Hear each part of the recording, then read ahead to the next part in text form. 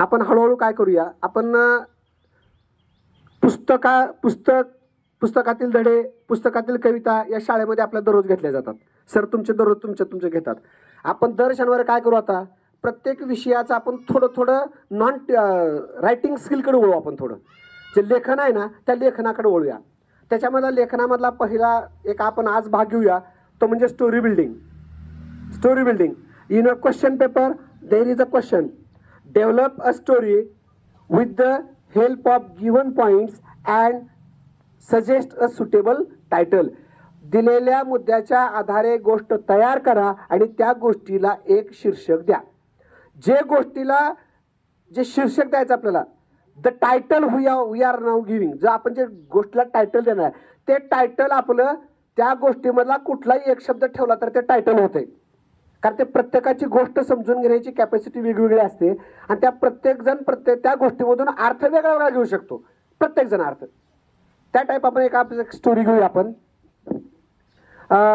Once upon a time there was a village. Village means in that village there lived a farmer. Okay, he had 4 sons. How many sons? He had 4 sons. The farmer was worrying about his 4 sons because his 4 sons quarrels between, always quarrels. ते नेहमी भांडणं करायची एकमेकांमध्ये किंवा शेजाऱ्या पाजाऱ्यावर नेहमी भांडणं करायचे. ते quarrels between them. Some days passed. The farmer became old and now he was worrying about his 4 childs.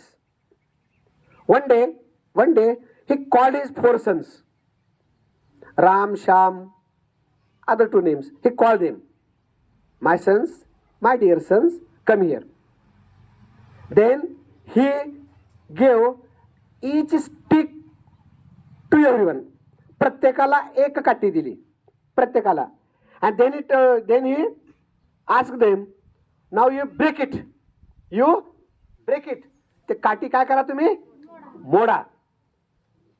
Sons are thinking, why our father telling us to break the stick? But they started breaking. In a stroke, they break it into 2 pieces. किती वेळ झाले? 2 तुकडे झाले. Okay. Then he gave 4 sticks to each. 4 काट्या प्रत्येकाला दिल्या. And now he asked them, now you break it. They are trying. Firstly, they have 1 stick. They break it into 2 pieces, but now the 4 sticks, they are trying to break it, but they did not break it. 4 काट्या त्यांनी एकदा मोडण्याचा प्रयत्न केला पण ती काठी मोडायला तयार नव्हती. Then they asked to their father, Father, how we break it? हे 4 काट्या आम्ही कसं मोडूया? Then father told them, now my sons, put the sticks behind. पाठीमागे ठेवा काट्या त्या. And now listen what I am telling you. आता मी काय म्हणतो ऐका. If you are one neighbors started quarreling with you, शेजारी तुझ्या बरोबर भांडतील, then you have no idea. तुला त्या आयडिया राहणार नाही की भांडायचं कसं त्यांच्या बरोबर. But when you are 4 living together, जर तुम्ही 4 एकत्र राहिलो, that time you are very easy to quarrel others. तुम्ही 4 जण झालो तर लोक सुद्धा तुमच्या बरोबर भांडणार नाहीत कारण तुमची शक्ती जास्त आहे. 4 शक्ती तुमची जास्त आहे. 1 जण असेल तर प्रतिकार करणं अवघड होतं, पण 4 जर तुम्ही असाल तर आपण प्रतिकार करणं पुढच्याला आपल्यावर प्रतिकार करणं अवघड जातं. So you live together. म्हणून तुम्ही काय करा, 4 जणही एकत्र राहावा. तुमच्यामध्ये भांडण करू नका, एकत्र राहावा. हे त्या शेतकऱ्यानं या गोष्टीच्या माध्यमातून त्याच्या पोराला, त्या 4ही पोराला पटवून दिलं. Okay, the title of the story. आता या गोष्टीला आपण काय शीर्षक देऊया? If you are write down a farmer, is it correct? If you are write 4 sons, is it correct? एक शेतकरी म्हणा, बरोबर आहे.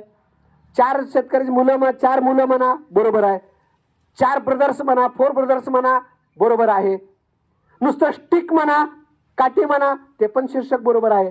म्हणजे when we are writing, when we are suggesting the title, जेव्हा आपण ते टायटल देतो तेव्हा त्या गोष्टीमध्ये कुठलाही एक शब्द उचलायचा आणि ते टायटल होतं, त्याचा 1 मार्क आपल्याला मिळतो. अशा पद्धतीने आपल्याला गोष्ट 5 मार्काची तयार करायची. साधे सोपे. I have used simple sentences. मी काय केलं, फक्त छोटे छोटे वाक्य घेतले. अँड वेन कथा ही नेहमी लिहित असताना 100% भूतकाळामध्येच लिहायची असते. कथा ही भूतकाळामध्येच लिहायची असते, कारण कथा ही वर्तमान काळामध्ये नसते. एक लक्षात घ्यायचं, इंग्रजीमध्ये S plus V plus O, subject, verb आणि ऑब्जेक्ट, कर्ता, कर्म, क्रियापद, तिन्ही भाषा